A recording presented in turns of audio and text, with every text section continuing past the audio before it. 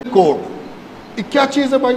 مسلمان کے بہت بڑے طبقے میں ایک پریشانی اور ہیجان لوگوں نے پیدا کر دیا کہ ہے کیا ہوگا، کیسے ہوگا؟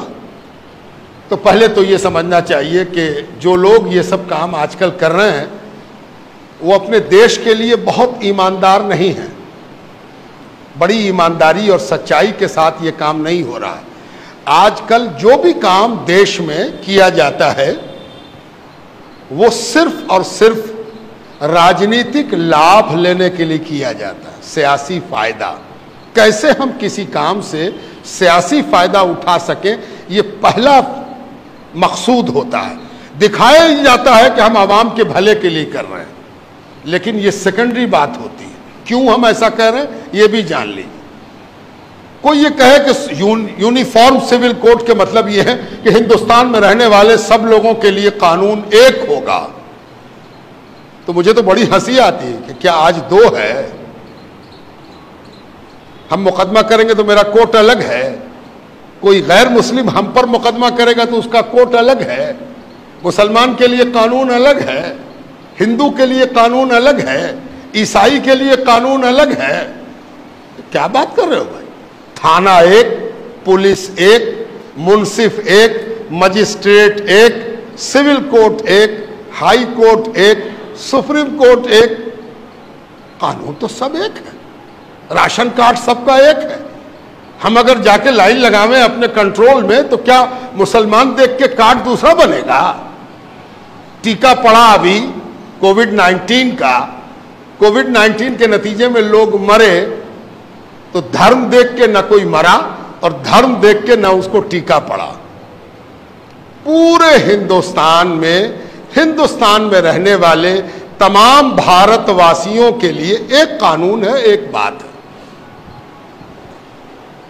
لیکن ایک بات یاد رکھیے، آپ تو سب مسلمان ہیں، کوئی آپ کے گھر پر گیا تھا کہ سب لوگ گول ٹوپی پہن کے آئی ہو، ہے نا؟ کوئی گول پہن کے آیا، کوئی پلے والی پہن کے آیا، کوئی اونچی پہن کے آیا، کوئی نیچی پہن کے آیا۔ اس کا تعلق قانون سے نہیں ہے، اس کا تعلق آپ کی ذاتی پسند سے ہے۔ آپ کی ذاتی پسند ہے کہ ہم گول ٹوپی پہنیں، آپ نے گول پہنا، کون آپ کو روک دے گا؟ اگر روکتا ہے کوئی تو اس کے مطلب یہ ہے کہ اس کا دماغ کھسک گیا ہے نا؟ جیسی ٹوپی پہننا آپ پہنی، یہ آپ کی پسند ہے۔ یہ ہنگامہ مچا دینا کہ یونیفارم سول کوڈ یہ ایسا ہے کہ سب کو ایک کر دیا جائے گا، یہ دراصل دو مقصد سے کیا گیا۔ اس مقصد کو جان لیجیے۔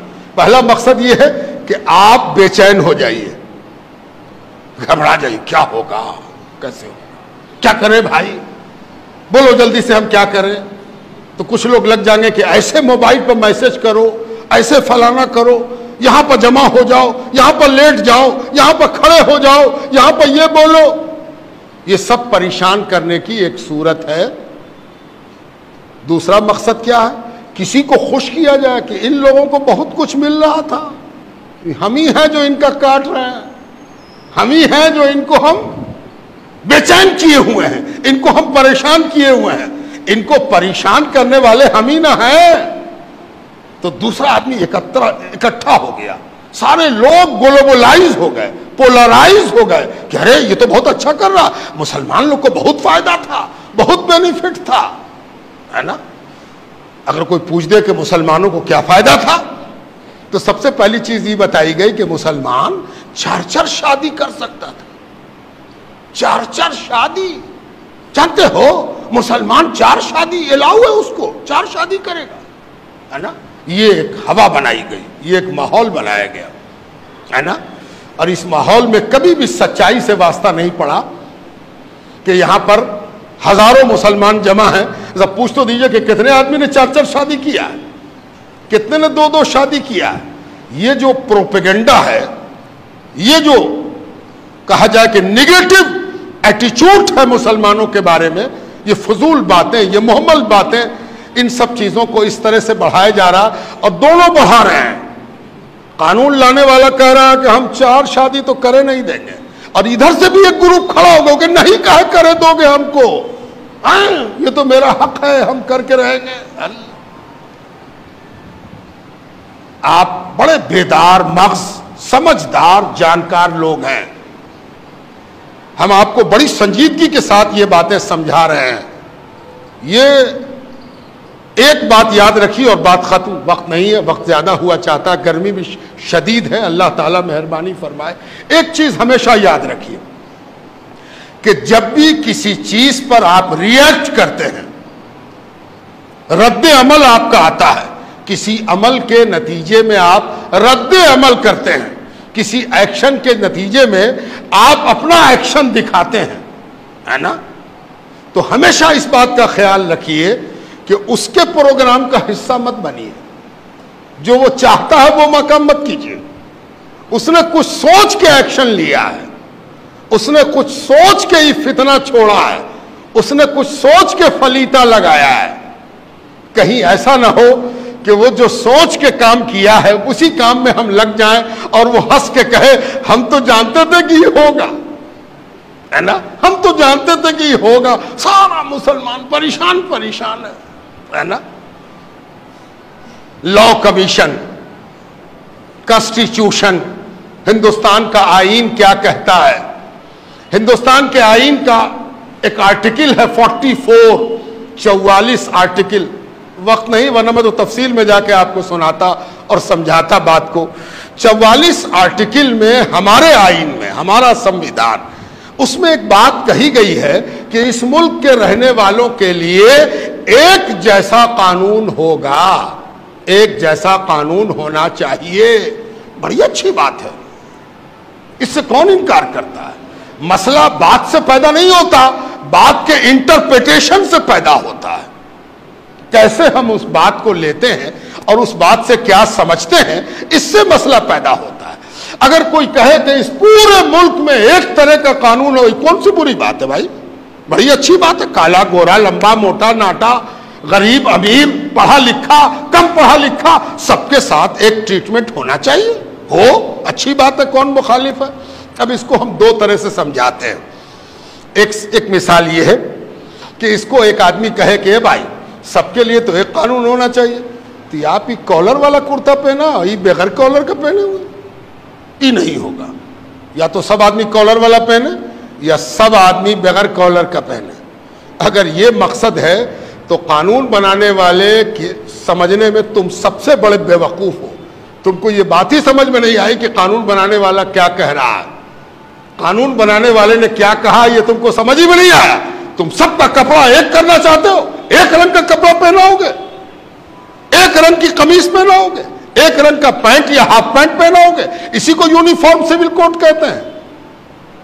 اصل مقصود اس کا یہ ہے کہ اس ملک میں ہر آدمی آزاد ہوگا کہ وہ جو کپڑا پہنے اس میں کالر ہو کہ نہ ہو، بلو ہو کہ اجلا ہو کہ ہرا ہو کہ نیلا ہو کہ پیلا ہو. یہ یونیفارم سول کوڈ ہے. یونیفارم سول کوڈ کے مطلب یہ ہے کہ ہر ہندوستانی کو یہ حق حاصل ہے کہ وہ اپنی طبیعت کے مطابق کپڑا پہنے، اپنی طبیعت کے مطابق لباس اختیار کرے.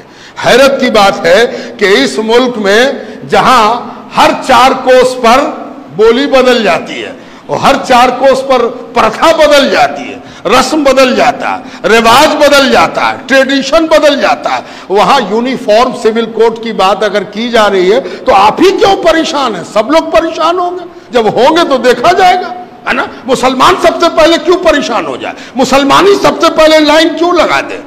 یہ بڑی غلطی ہے، بڑا قصور ہے جو آج ہماری سو کالڈ رہبری، سو کالڈ رہنمائی، so called leaders, Muslim leaders جو اپنے آپ کو مسلم لیڈر کہتے ہیں، وہ مسلمانوں کو جھونک رہے ہیں کہ سب سے پہلے تم کھڑے ہو جاؤ. جبکہ سب سے پہلے تو وہ کھڑا ہوگا جس کا ٹریڈیشن ہر تھوڑی دیر پر بدلتا رہتا ہے. یہاں کون ہے جو ایک طرح کا ہو؟ بہار میں چھٹ ہوتا ہے، بہار سے باہر چھٹ کرنے والا چھٹ نہیں کرتا. جو بہاری نہیں ہے وہ چھٹ جانتا بھی نہیں. پتہ نہیں کتنے قسم کا کیلنڈر ہے ان کے یہاں بھی پوجا کے الگ الگ انداز ہیں، ساؤتھ اور نارتھ. آپ دکشن میں چلے جائیے، دکشن کا کھانا پینا، پہننا، اوڑھنا، بولنا، چالنا، ہنسنا، رونا سب الگ ہے. اتر آئیے سب الگ ہے. تو ان کو بھی تو فکر ہوگی. آپ ہی کیوں فکر مند ہو؟ آپ رکو، ٹھہرو، آپ بڑھنے دو دوسرے کو آگے، اور دوسرے لوگ آگے بڑھیں۔ آسام کا ٹریڈیشن الگ، گجرات کا ٹریڈیشن الگ، ایک داہنے ہاتھ میں ایک بائیں ہاتھ میں۔ تو پہلے، اور ایک بات اور ہے، کسی چیز پر ریئیکٹ کرنے کے لیے، رد عمل دینے کے لیے، کسی چیز پر تنقید کرنے کے لیے وہ چیز سامنے ہونی چاہیے۔ ابھی تو یہ بھی پتہ نہیں ہے کہ کامن سول کوڈ کا نیچر کیا ہوگا، کیا ہوگا، کیسا قانون ہوگا۔ یہ بے مقصد کی بحث شروع کی گئی اور سارے طبقے کو پریشان حال بنا دیا گیا۔ اطمینان رہیے، مطمئن رہیے، اپنا ریئیکشن دینے میں جلد بازی مت کیجیے، اپنے آپ کو محفوظ رکھیے، گھبرائیے نہیں، ٹھہرے رہیے، کوئی ڈرنے اور گھبرانے کی بات نہیں ہے، اطمینان سے اپنے جگہ پر رہیے۔ وقت آئے گا، دیکھا جائے گا کہ کیا وہ کرتے ہیں، کیسے وہ کرتے ہیں۔ ان کے یہاں بھی بہت سے اختلافات ہیں، ان اختلافات کو وہ کیسے ایک کرتے ہیں اور سب مل کے کیسے پاٹ لیتے ہیں۔ جیسے آپ کے ہاں وراثت کا قانون ہے، ویسے ہی ان کے یہاں بھی وراثت کا قانون ہے، وہ بھی اپنی وراثت کے سلسلے میں اپنا قانون رکھتے ہیں۔ عیسائی کا اپنا قانون، ہندوؤں کا اپنا قانون، بودھوں کا اپنا قانون، پارسیوں کا اپنا قانون، مسلمانوں کا اپنا قانون۔ جب اس مسئلے میں کوئی نقشہ صاف ہوگا تب ہم لوگ ریئیکٹ کریں گے اور ہم لوگ اس سلسلے میں سوچیں گے۔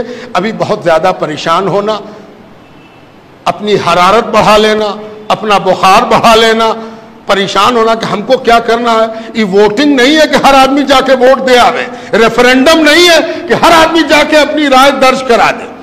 اطمینان سے بیٹھے۔